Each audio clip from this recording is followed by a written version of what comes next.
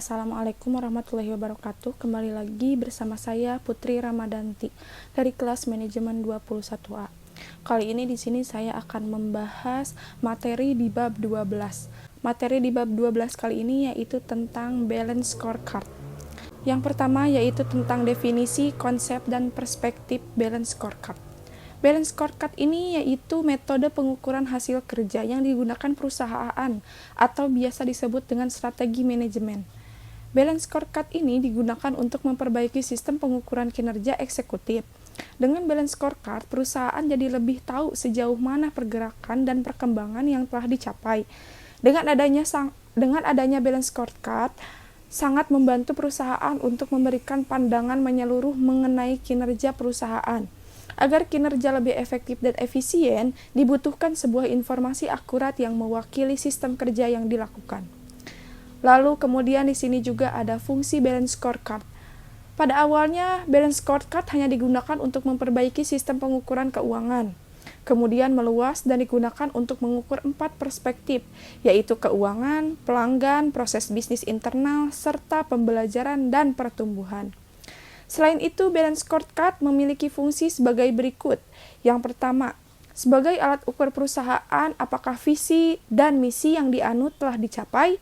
Yang kedua, sebagai alat ukur keunggulan kompetitif yang dimiliki perusahaan. Yang ketiga, sebagai panduan strategis untuk menjalankan bisnis. Yang keempat, analisis efektivitas strategi yang telah digunakan.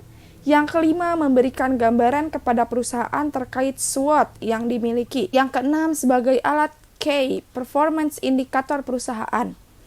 Yang ketujuh, sebagai feedback terhadap shareholder perusahaan.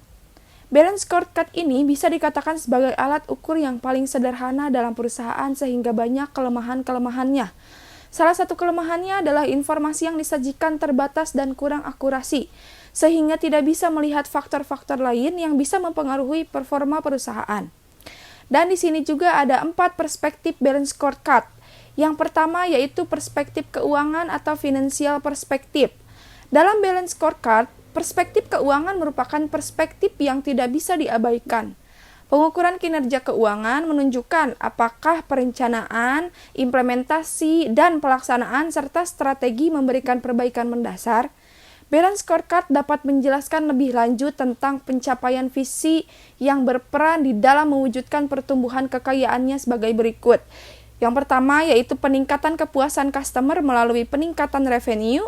Yang kedua, peningkatan produktivitas dan komitmen karyawan melalui cost effectiveness sehingga terjadi peningkatan laba. Yang ketiga, peningkatan kemampuan perusahaan untuk menghasilkan financial returns dengan mengurangi modal yang digunakan atau melakukan investasi dalam proyek yang menghasilkan return yang tinggi. Dan yang kedua ada perspektif pelanggan atau customer perspective. Dalam balance scorecard, perspektif pelanggan yang mempertimbangkan dari sudut pandang pelanggan yaitu bagaimana perusahaan harus bersikap terhadap pelanggannya.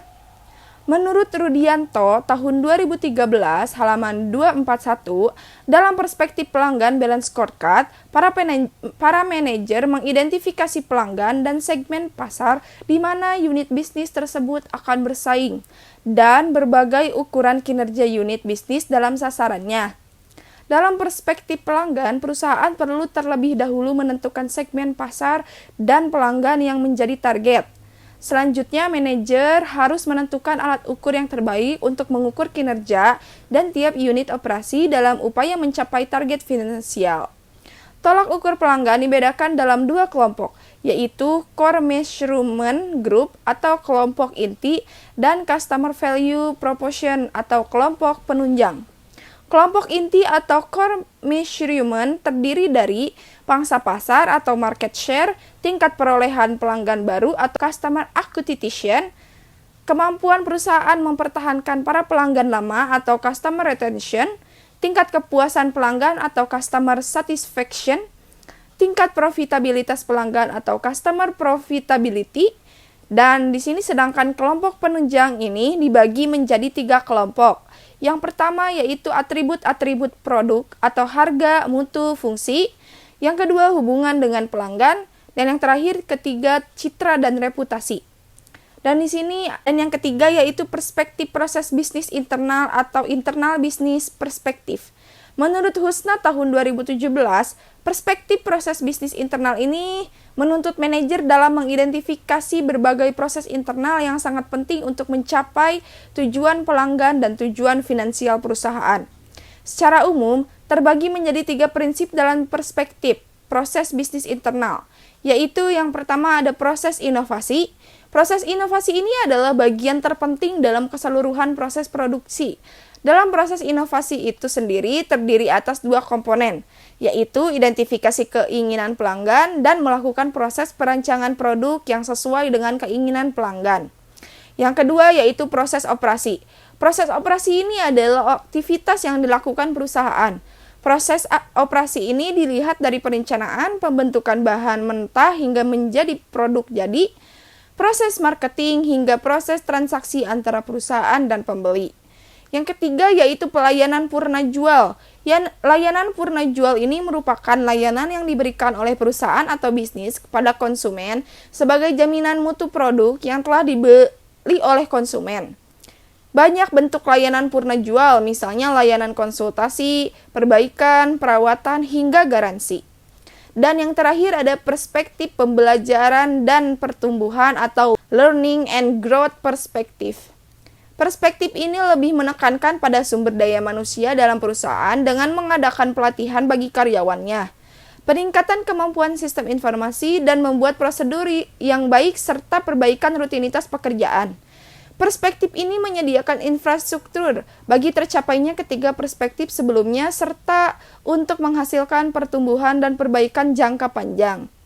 Perspektif pembelajaran dan pertumbuhan mencakup 3 prinsip kapabilitas yang terkait dengan kondisi internal perusahaan, yaitu yang pertama, kapabilitas pekerja. Kapabilitas pekerja ini adalah merupakan bagian kontribusi pekerja pada perusahaan. Sehubungan dengan kapabilitas pekerja, ada 3 hal yang harus diperhatikan oleh manajemen. Yang pertama ada kepuasan pekerja. Kepuasan pekerja ini merupakan prakondisi untuk meningkatkan produktivitas, tanggung jawab, kualitas, dan pelayanan kepada konsumen. Yang kedua ada retensi pekerja. Retensi pekerja ini adalah kemampuan untuk mempertahankan pekerja terbaik dalam perusahaan. Retensi pekerja diukur dengan presentasi turnover di perusahaan. Yang ketiga yaitu produktivitas pekerja. Produktivitas pekerja ini merupakan hasil dari pengaruh keseluruhan dari peningkatan keahlian dan moral, inovasi, proses internal, dan kepuasan pelanggan. Tujuannya adalah untuk menghubungkan output yang dihasilkan oleh pekerja dengan jumlah pekerja yang seharusnya untuk menghasilkan output tersebut. Yang kedua ada kapabilitas sistem informasi. Adapun yang menjadi tolak ukur untuk kapabilitas sistem informasi adalah tingkat ketersediaan informasi, tingkat ketepatan informasi yang tersedia, serta jangka waktu untuk memperoleh informasi yang dibutuhkan. Yang ketiga, yang terakhir adalah iklim organisasi. Iklim organisasi ini merupakan salah satu pendorong timbulnya motivasi, dan pemberdayaan adalah penting untuk menciptakan pekerja yang berinisiatif. Adapun yang menjadi tolak ukur hal tersebut di atas adalah jumlah saran yang diberikan pekerja. Baik, mungkin cukup sekian pemaparan bab 12 kali ini dari saya. Terima kasih, mohon maaf apabila banyak kesalahan dan kekurangannya. Wassalamualaikum warahmatullahi wabarakatuh.